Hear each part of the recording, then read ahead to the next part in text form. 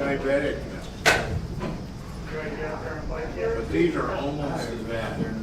Ah, With the carbohydrates. seriously? Yeah, those ones fucking Your are. partner's kind of laid up. Don't you right know? now. Yeah, Brandon's dad. You okay? Yeah. A little bruised up. Yeah, you have some bridge. The bridge place. Oh, Is that what you doing? Road or? Goes on top of the thing and he catches that feed. Your out is nice too. Like, We're outside the point. Actually, Yeah. I didn't know they did. Where's the one girl that had? They do. That two girls. Especially if you're doing snow runs. They'll, I don't know if you've ever seen them do like downhill snow runs. My wife. Yeah. That's why right. we got ideas. It's the only way to do that. Otherwise, you'd be like so quick. I've seen those big fat. That other business. Yeah. EELA. Yeah. But still.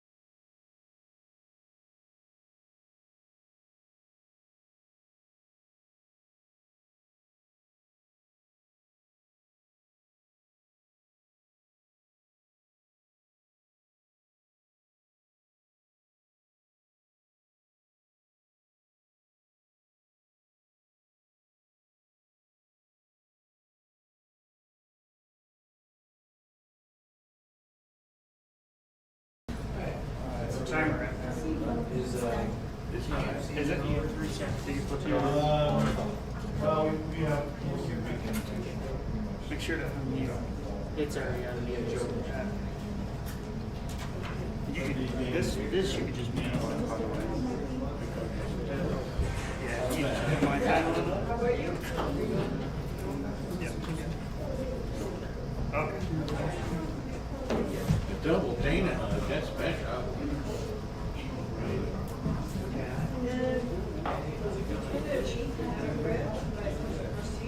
You notice nice, Spencer? Oh yeah, I'm sorry. I was waiting for it. You're waiting for it? With anticipation.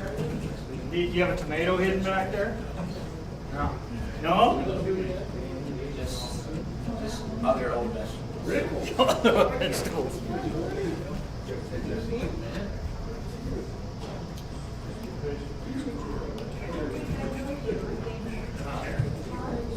No, your wife, she's really angry.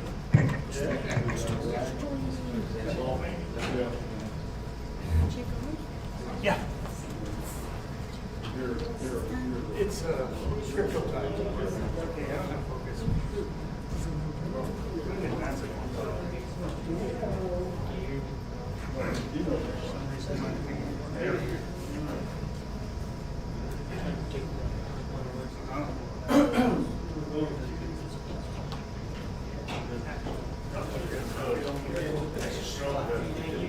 You control it. You control it. It's not working. Oh.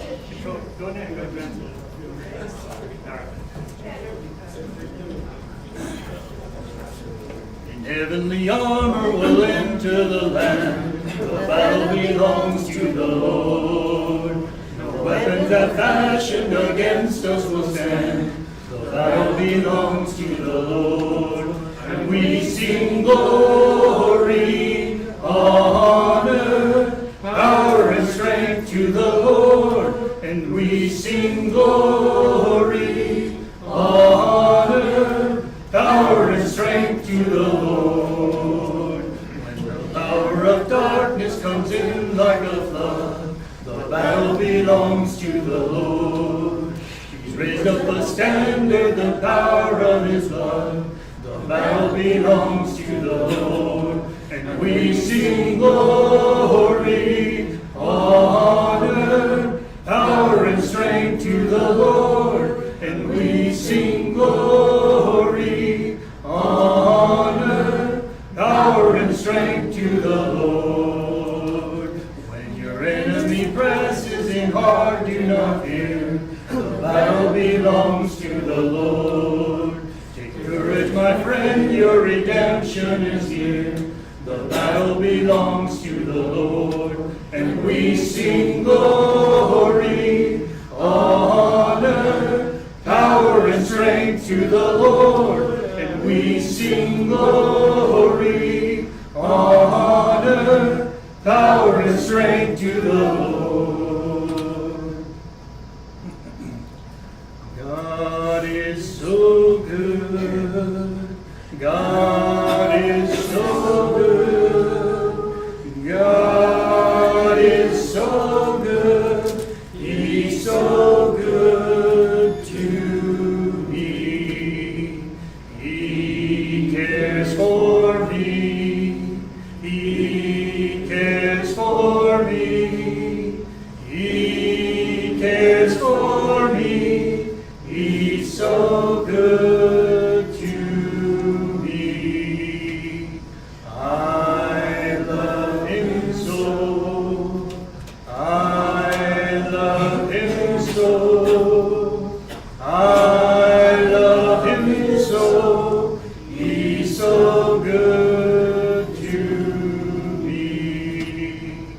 He answers prayer. He answers prayer. He answers prayer. He's so good to me.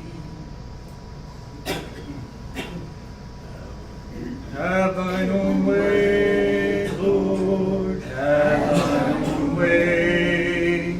Thou art the potter, I me and make me after thy will, while I am waiting, yielded and still. Have thine own way, Lord, have thine own way. Search me and try me, Master, today. Whiter than the snow, Lord, wash me just now, as in thy presence humbly I bow. Have thine own way, Lord, have thine own way. Over my being, absolute sway. Fill with thy Spirit, till all shall see Christ only always living in me.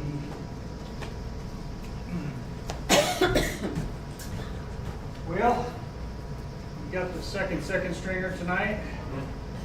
Okay. We had someone else that was going to do the class tonight, but situation happened where he couldn't do it, so I was going to fill in tonight. So this was quickly, I think, put together. So just bear with me, and I'm gonna have to call on your name to switch the slides. The clicker's not working tonight, so. So, first question, I guess: are words powerful? Sure. Why? They can tear up and build. Okay. What'd you say, Dale? Well, I say that's why we use words to communicate our emotions, our ideas. Okay. And if Jesus said, "From the heart the mouth speaks." So we've got to know that they have power. Right, Mike. They can build up or they can tear They down. build up and tear down. Any other ideas? Can't take them back. You can't take them back. That's true. You're out there. So, does what I say really make a difference? And if so, why? It can. It can. Okay. You say it can. Because it comes from, like they said, it comes from your heart. Okay. It comes from your heart. So it tells what you are. Reveals what's in your mind. Ah, yes.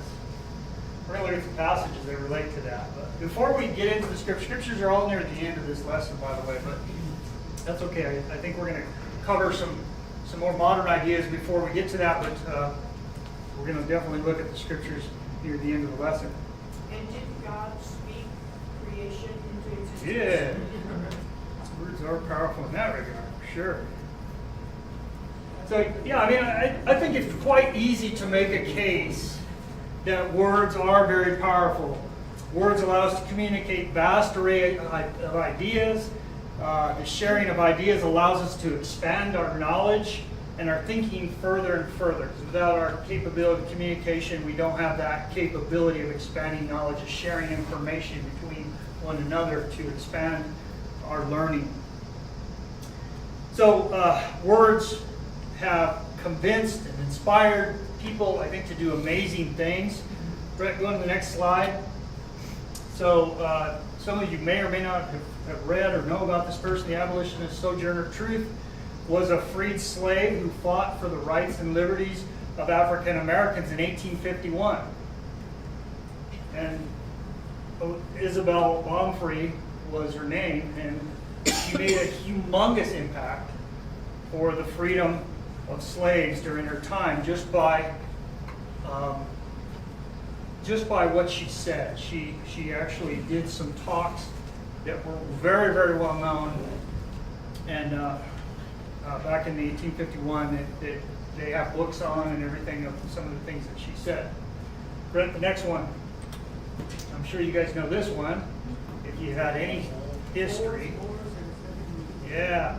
So the Gettysburg Address, Abraham Lincoln in 1863 got up and he delivered this now iconic speech on a battlefield in Pennsylvania during the Civil War following the Battle of Gettysburg and marking the dedication of the Gettysburg National Cemetery.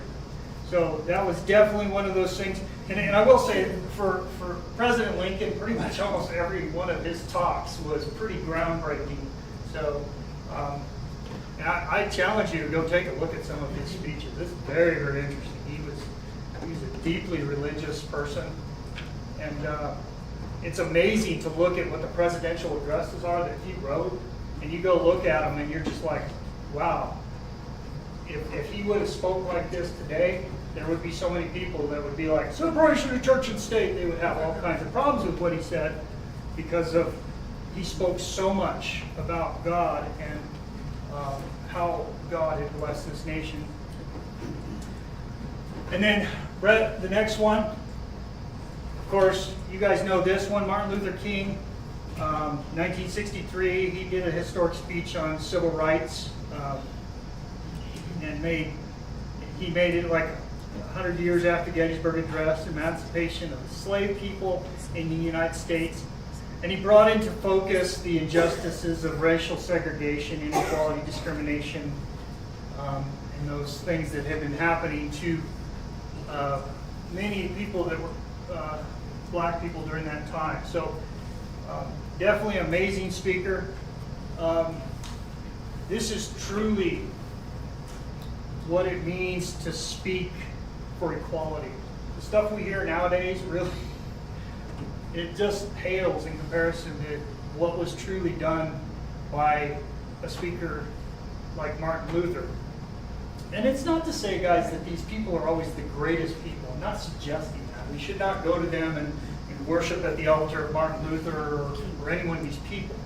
But it does actually say something very profound about the fact that they can use words to influence a nation and to shape a nation and to change things within our nation just by the words that they spoke. So we know that there is a great deal of power, and we can say with a strong belief that words can be immensely powerful to the change the thoughts and the beliefs and the actions.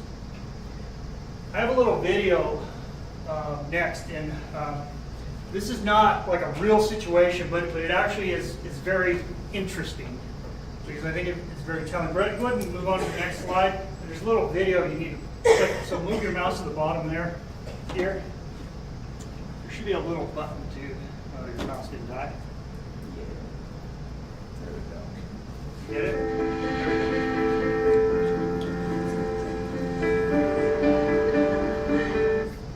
1 second. Okay, again. Difficulties.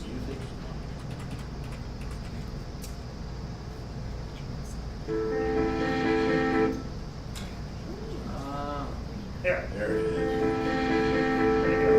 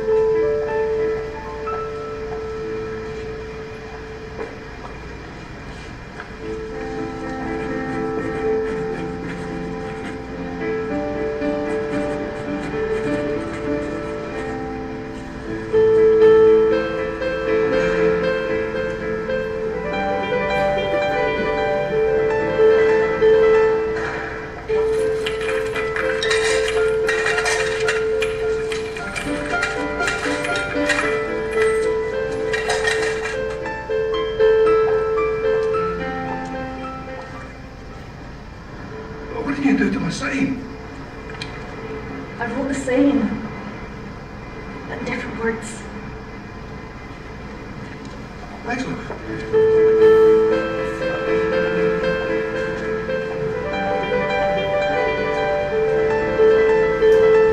So, change words change the world. this video was done by a company who does kind of public relations. And when you're talking about public relations people, this is exactly what they do. They make a message that says something in a very profound way, right? They master the words in a way that it makes an impact upon you. And that's exactly what she did in this situation, was to change the wording of his sign to make a greater impact, because people take for granted the fact that they can see the sunshine, they can see the beautiful day around them, yet this guy didn't. And so whenever you change the wording to make them understand where this person's at, it changed the whole message for people. And so you can see how the wording there had changed things so much for this man in this situation. So when we change thoughts and beliefs of people, we exert control on things. Like that in the people, we exert control. Things like in people that you control, it can be used for a powerful force. Okay, so when we use words like that, we can actually exert a great deal of control over things, the way people think, the way they act and do things in their life. Okay, Brett, move on next. Who can finish this phrase? Sticks and stones. Names will never hurt me. What? Names will never hurt me. Okay, names will never hurt me.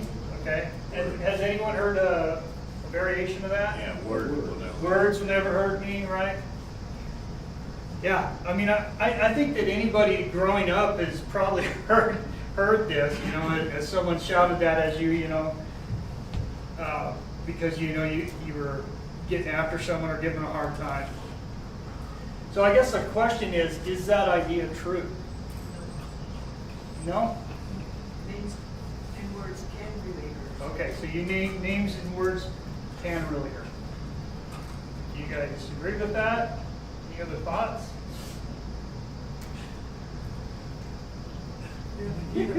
Perry's like trying to keep himself in the chair. One's a physical hurt, which is the breaking bones. The other is an emotional, mental hurt. Okay. I think it's if you let them in. Ah, yes. Parents could say things to their kids and the kids be ignoring them the whole time,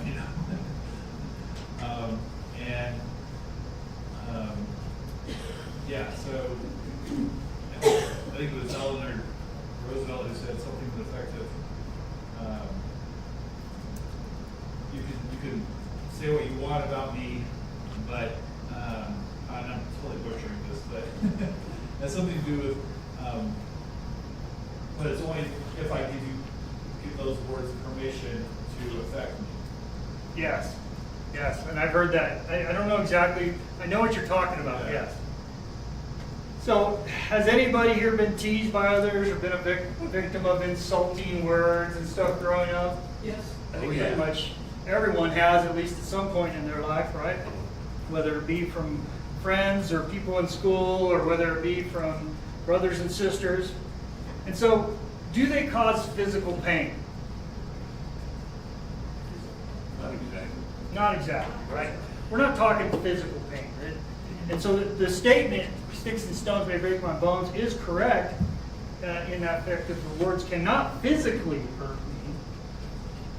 So that is a true statement. But I think we can all see that there is no physical harm, but can words cause psychological harm and pain? And I think according to what Dana is saying, she's saying yes, they cause psychological harm and pain. And Perry's saying, well, there's a little bit of a wrinkle to that. It only causes psychological pain if you allow them to cause psychological pain. I have the quote here.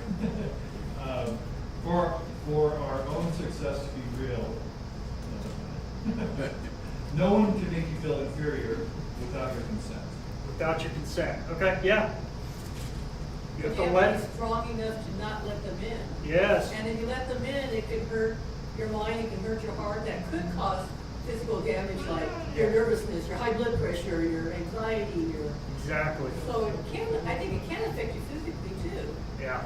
Well, I don't know. yeah, and okay, go to the next slide, Brett. This is so I think words can cause psychological harm and pain, yes, and I think that's pretty well established. We have to allow them in, as Perry was saying, but I think we can understand that words, in fact, can be used to cause the psychological pain that can lead to other things. And it's kind of an indirect way of causing pain. And I think this is extremely apparent whenever we're talking about children that are verbally abused. Go to the next slide, Brett. These pictures just, I saw these pictures and it just, you know, just one little picture and I knew exactly what this was talking about. So these artists definitely captured the idea of what kids can sometimes go through when they are verbally abused. Psychological pain can have problems and manifestations later in life, but it is not the same as if someone comes and beats you with a bat or shoots you with a gun. I believe that all of us have been insulted or had some sort of harsh or hurtful words said to us, but that doesn't always have a lasting effect unless, you know, if it's just ignored. But we know in the case of children at a certain age, this actually does have a great impact. So what determines if a word causes psychological pain? Yeah. Well, part of it is who's speaking it. Okay. You know, the sticks and stones for children. My mother would tell me that, but it's mainly to deal with playground bullies. Yes. Who, what credibility do they have? But if the words that they were speaking came out of my mother's mouth, for instance, then that would have a lot greater effect because I trust her. Yes. And so if these words are coming from someone that you depend on or you trust, then they can have a very great harm. So Dale's hitting on the very, very next point that I was getting ready to cover.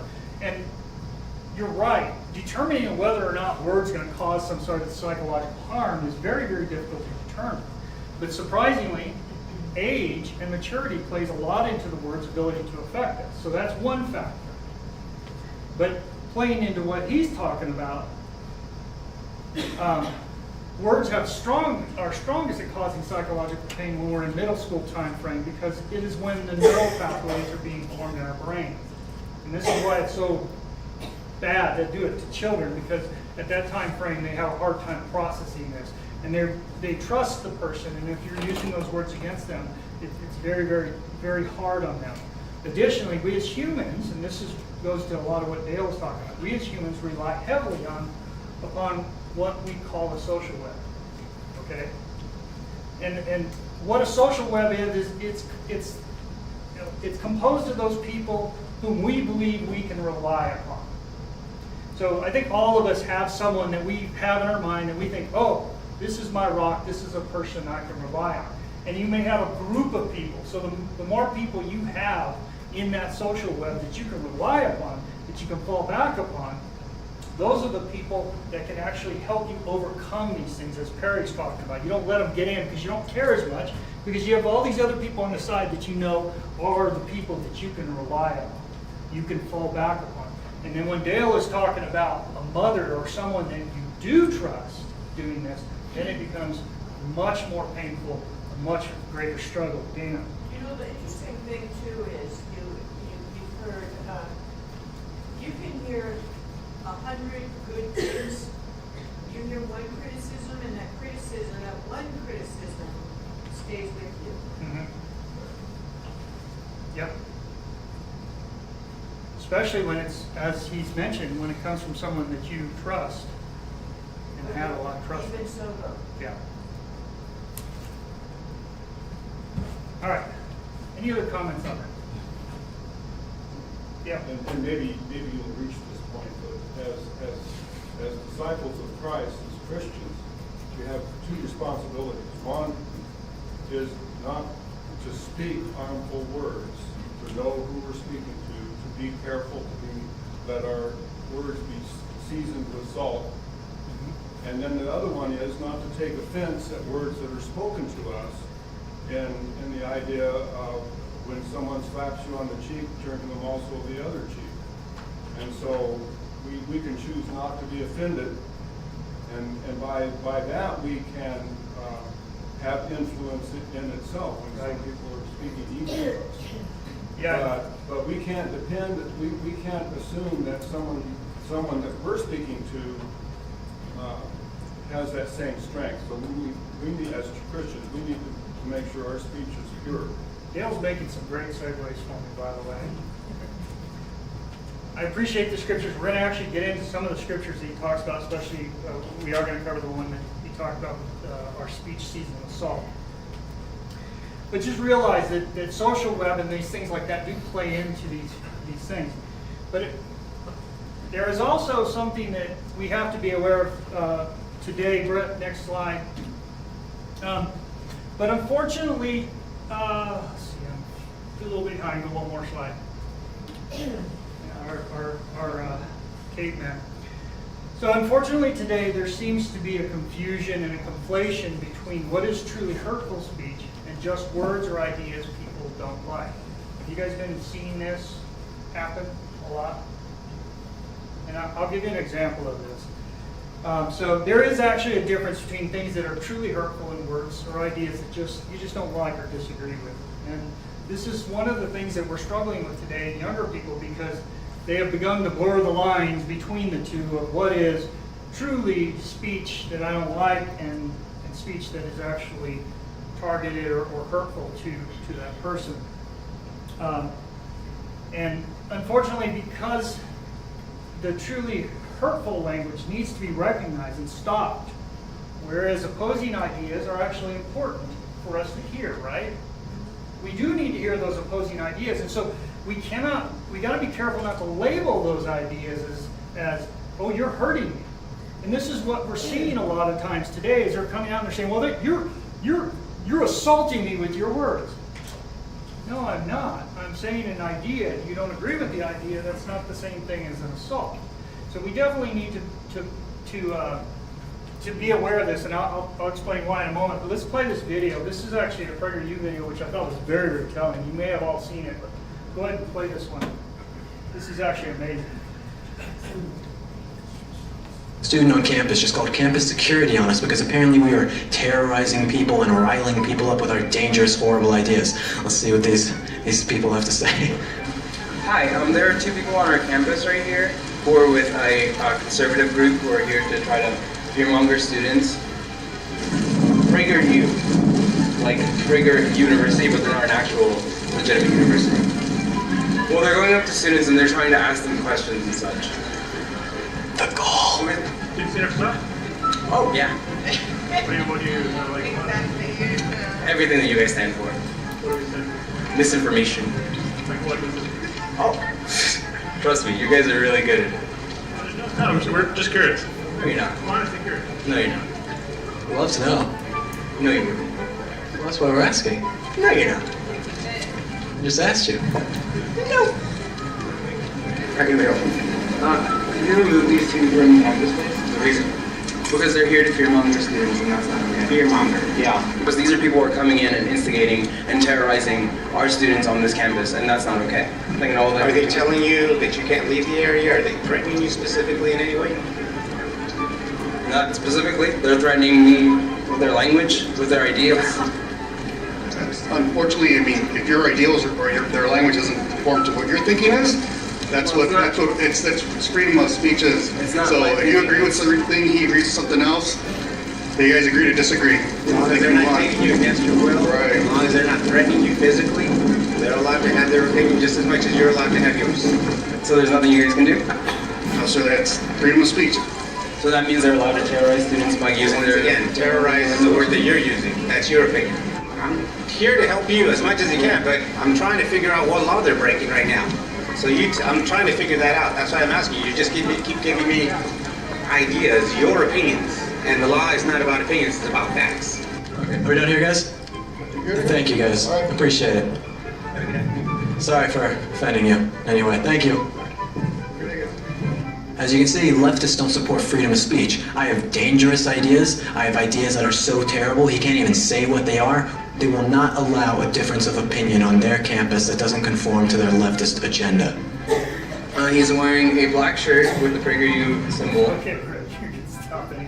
advertising. But I bring this up because, I'm not particularly a fan necessarily of the content of the video, but I think it's good. And when I taught this class originally, I taught it to the youth, and I think it's important for them to realize what is truly a challenge to ideas versus what is hateful speech.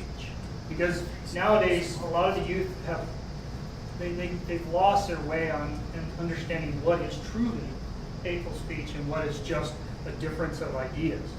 And why is it important to make a distinguishing between these two? Why is it important? Why is it important that we say, okay, no, this is a challenge to your idea, and this is hateful speech? Your idea might be the right one. Because your idea what? Might be the right one. It might be the right one, right? Because we live in a country where everybody has the right to an opinion. Yes. Yeah. So we, again, we as Christians, we're called to go out and teach and preach. And if we want people to be patient with us and listen to us, then we need to do the same for others. Yes. So here's the point. Whenever you have someone saying that your ideas are hateful, it's one step away for them to say, you cannot preach the gospel to me. You cannot teach me about God because I don't agree with that idea, and shut you down and keep you away. So this is why it's very important that we make sure that we seek to preserve that right, because our ability to teach people about the Lord, in a free way, depends a lot upon this. And it doesn't mean that we'll stop. I don't think we'll ever stop. But the point being is we have to be aware of it so that we can try to seek to, continue to hold that freedom dear, because that is part of one of our abilities to freely speak the gospel. And it's not to say that we can't do it, but it's sure something that's worth trying to keep, I think. Okay, so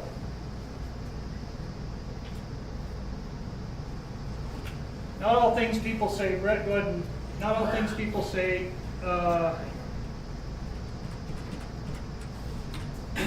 all things people say that are hurtful. We need to be able to make a distinction. These are some kind of two phrases. I believe that you are not aware of the facts on that matter, or you ignorant fool, you don't know anything on that matter. One of those tends to be a little bit more hurtful than the other, right? I'm assuming two is kind of elicits more of a response of anger, whereas number one just shows your disagreement with their idea. So go to the next one, Brett. Anyone that believes in abortion is evil. I don't believe in abortion, and I believe it is wrong. You're internalizing the idea. You're saying to me, I don't agree with that. Brett, go to the next one. What kind of a crazy person would believe in a man could ever become a woman, and a woman could become a man? I believe it is wrong for a man to try to become a woman, and a woman to try to become a man. You see the differences, and I think we as Christians need to pay attention to our messaging, because this does not attract people to the Lord, does it? That's right. It's more of an attack. It is. It is. And it's, Get very far from it's all in the language, right? It's all in what you're saying. And this is going to go back to what Dale was just talking about. Statement 3, Brett, go ahead. Next one. It's not good to have sex before marriage. It should be reserved for marriage. Or number 2, you are a lustful heathen for having sex before marriage. Gee, I don't know.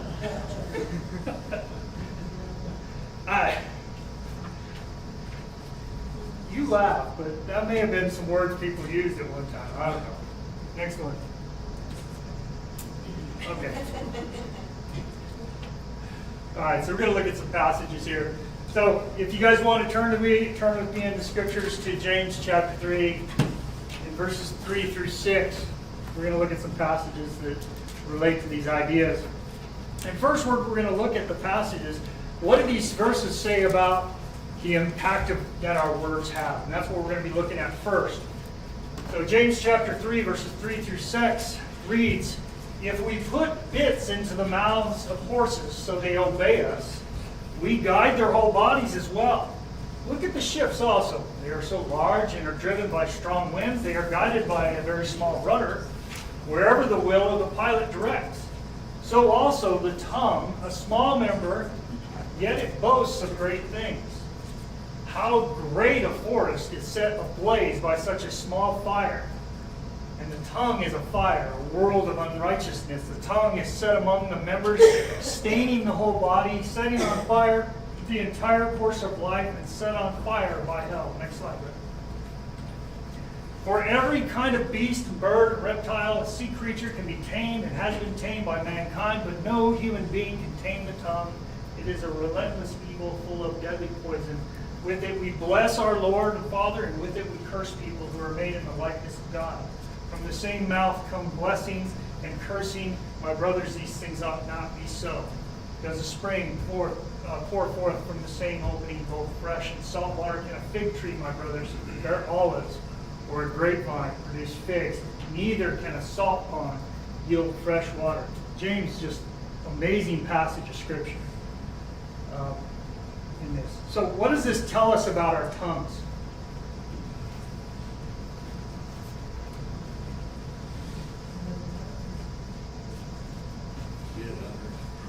They can hurt or they can bless. Yeah.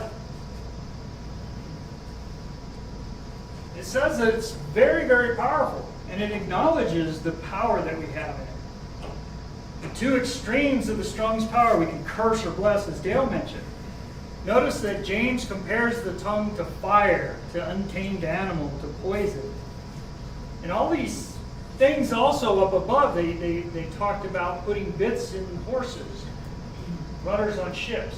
All things that can be used for very, very powerful things. So our tongue can be used for amazing things that are very, very useful to humanity, but they can also be used for the most destructive things. So James definitely does a great job of pointing that out.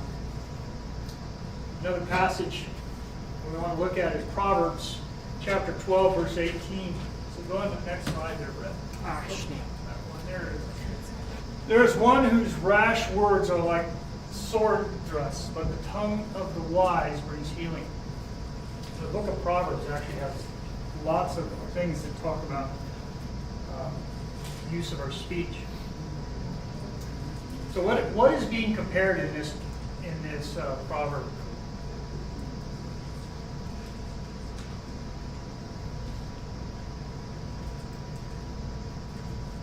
So it's kind of like the two different sentences that you had up there. Okay. So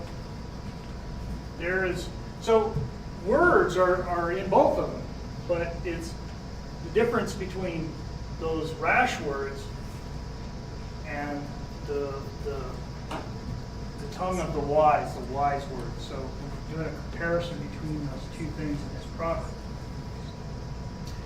And words can bring pain, and they can bring healing and comfort. Brett, next slide. Proverbs 15:1. This one is actually, you guys may have heard this one. This is a very common one quoted by me. "Soft answer turns away wrath, but a harsh word stirs up anger." Have you guys ever seen this one played out in real life? Yeah. No, you're not going to say where? Yeah, with my Come on, dad. Edward. With my dad. You could tell when he was in a mood, if you didn't respond in kind, that he had nowhere to go, so he would back down. Okay. How many people work in customer service before? So let me ask you, whenever you're dealing with a customer, if you come at them with harsh words, what is their reaction to you? I want to talk to your manager. It escalates very quickly, right? And they go on the defense and they start to fight back. So definitely this is a proverb that definitely tells us exactly what we see in the world today,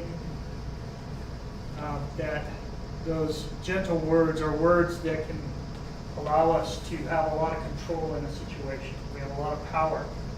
Whereas whenever we use harsh words, it puts a wall up, it puts defenses up, and then they fight back against it.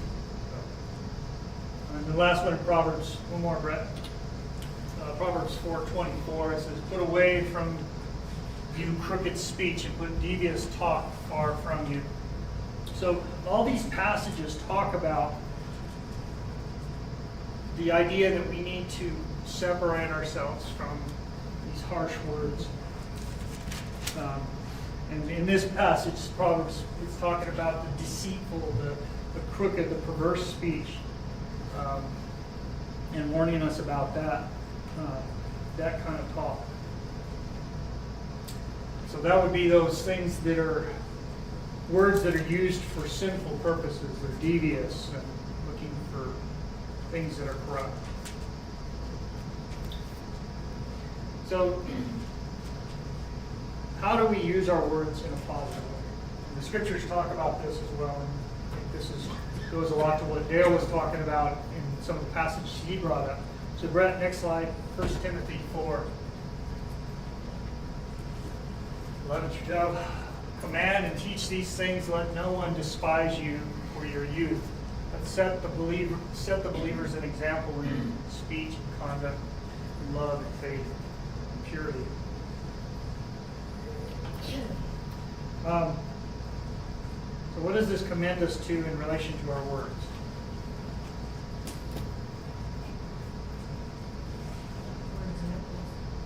Okay. Yeah, we're examples in our speech and pretty much everything else.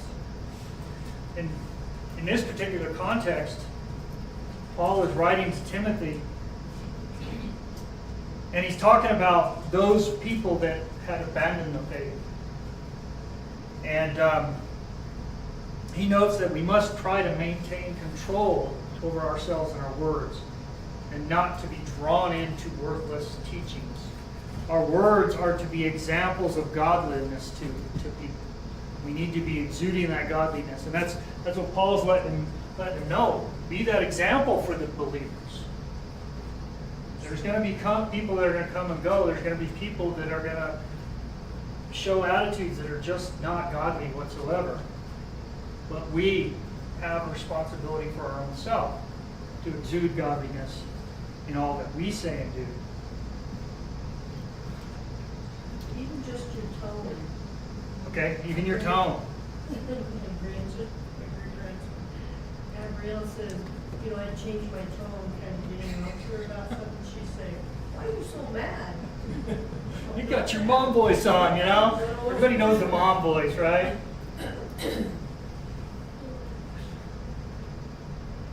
Yeah. Ephesians chapter 4, next slide, Brett. Verses 29 through 32. "Let no corrupting talk come out of your mouths, but only such as good for building up, as fits the occasion, that it may give grace to those who hear. And do not grieve the Holy Spirit of God, by whom you were sealed for the day of redemption. Let all bitterness and wrath and anger and clamor and slander be put away from you, along with all malice. Be kind to one another, tenderhearted, forgiving one another, as God in Christ forgave you." So, the first part of this is talking about a corrupting talk. You guys' versions have another word there. On verse 29. I know you guys probably didn't follow along. I'm sorry, I was going a little fast.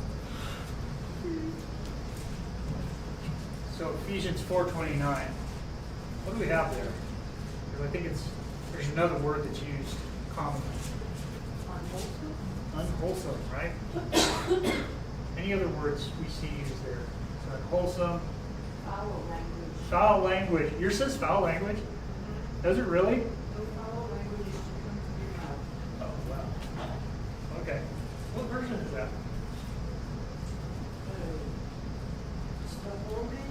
Holman? Holman says, oh,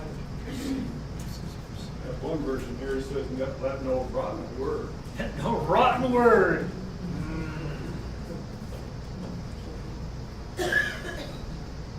Yeah. So we're talking about those unwholesome words, and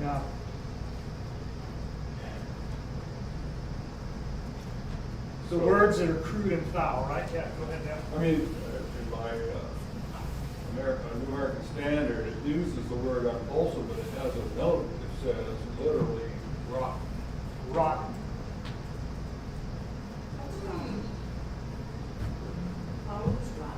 Yeah. There's a lot of things that can fall in that category, right? Some of those things are the hurtful language we were talking about, those things that try to denigrate other people around you. But some of them are things that have to do with the cultural things within our society, right? Is there a cultural component to this? Why do I say that? What did you say? Is there a cultural component to this? When we talk about wholesome or broken talk, is there a cultural component to this? I'm sorry, it's kind of an off-the-wall question, but is a curse word in Chinese the same as it is in English? What? Only if you know Chinese, right? So there is a cultural component to this. We know that according to our society, there is some things that are unwholesome. And so there is a certain amount of responsibility we do have to the community that we live in, right? To be wholesome according to that community. Now that's a tricky thing to do, because within communities sometimes that's a shifting scale, right? And of course that stops when God says this is the rule. But it also says that, and we see this in other places, that we should have a good reputation amongst people that you live amongst. So people should know that you are a person of God.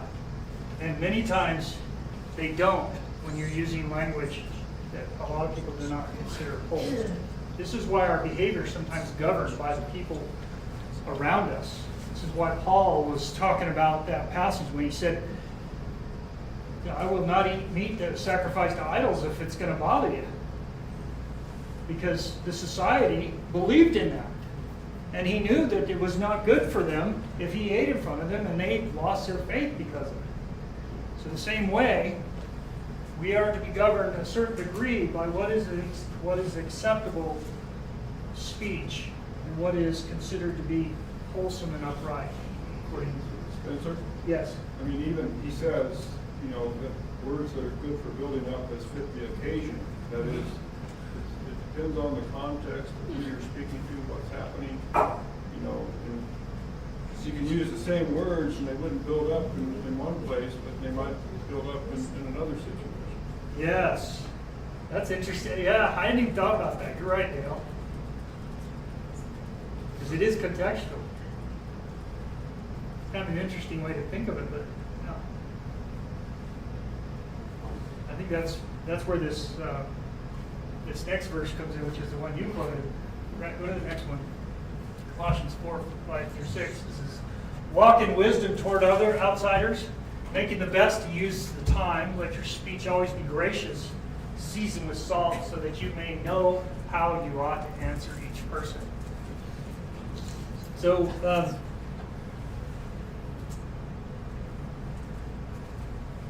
what is salt good for?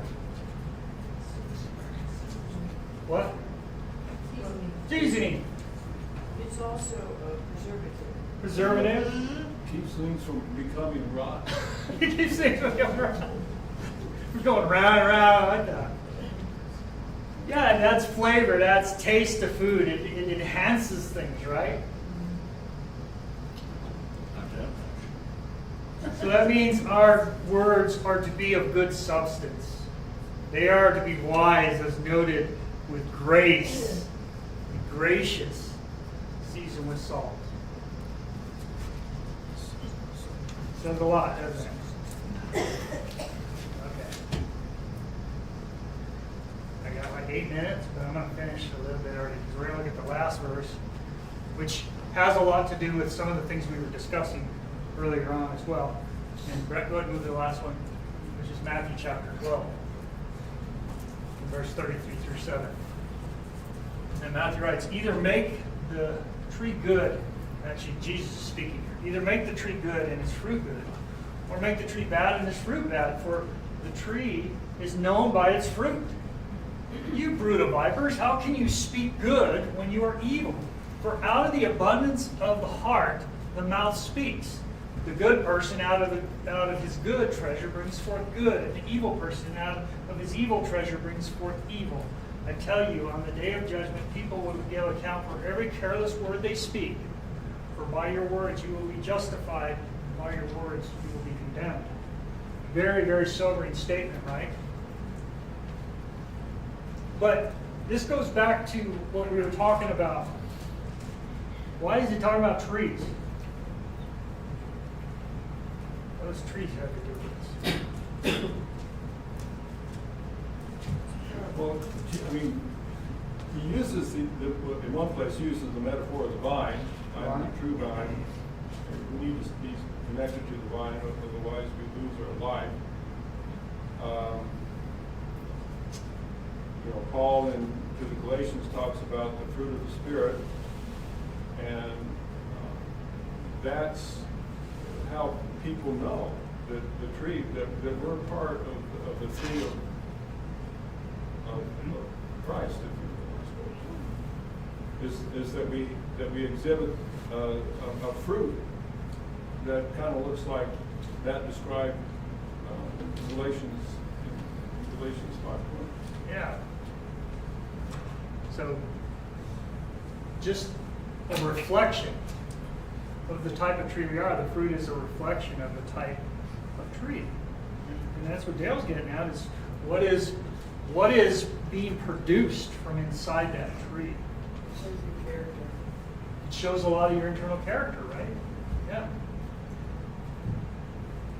I think it also, you think back to Jesus, and they mocked him, and they beat him, and eventually they killed him. Mm-hmm. But I think the solution, we're all going to face things like that. We have been already. But the solution, I think we see Christ and Paul and other disciples, is knowing who you are in Christ. That's right. Who you are in God. And we have some things in there, like Matthew 5, Jesus talks about, don't call anyone raka, empty-headed, right?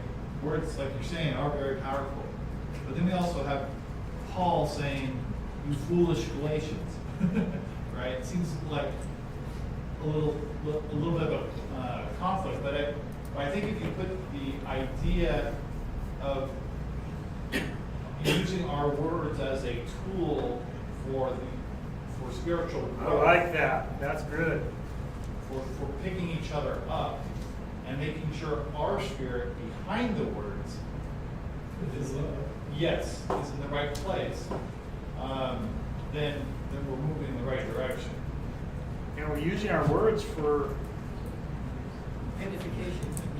well, and to push forward God's his will in all things. There was an extreme amount of corruption that we're dealing with in this situation. Because the Pharisees at this point were actually doing things out of a deceitful heart, and they were seeking to deceive people and take them away from God. And so Jesus is revealing the nature of their heart and the fact that that's what's inside them. They're reflecting the character of what's in there. And this is why it's so important that what's inside us needs to be what's coming from the Scriptures. And when we have that, when we have what's coming from the Scriptures coming out of ourselves, those godly characters that that Dale was talking about, the fruit of the Spirit, those things are going to come out. Those kind of things are going to exude out from us. And for God's purposes. And we're going to be molding our life around His purposes and changing what we do to reflect that character and using our words to bolster everything we can for His purposes. For godly things. And it doesn't mean that we're not going to slip up. It doesn't mean every now and then selfishness is something that's not going to come in. But just that the more we change that inside, the more our speech is going to come to reflect godliness as we more and more reflect what's in the Scriptures, as we learn from the Scriptures. All right. Any comments before we close tonight?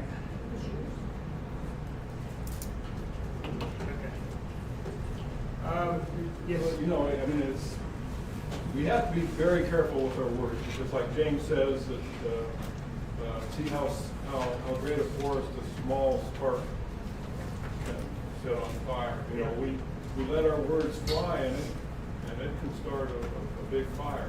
Yep. I heard a analogy one time to say that words are like toothpaste. Once you squeeze them out of the tube, you can't put them back. Yeah, I love that example. Exactly right. Can't pull them back. Hey, Rick, you close us in prayer tonight? Close us in prayer? Yeah. All right, thank you. Holy Heavenly, thank you for this time here this evening and for the message from the Word that we heard. And we pray that you would help us to internalize the Scriptures and the message that we heard, and that it might become part of our behavior, and that we would always be careful about our speech when we're talking to other people, to only do those things that build up. And Father, let's always be concerned about building up the body of Christ, and to guard against anything that would tear it down. Father, we ask a blessing on each person here tonight, and you would touch everyone's heart to search out in your word and to try to understand what your message is to us, and we find that thing that is the most important to us that we need in your word that would bless our lives. And Father, we thank you for the leadership, and thank you for Spencer's message, and for this time here. And Father, most of all, we thank you for every spiritual blessing that you provide for us on a daily basis. And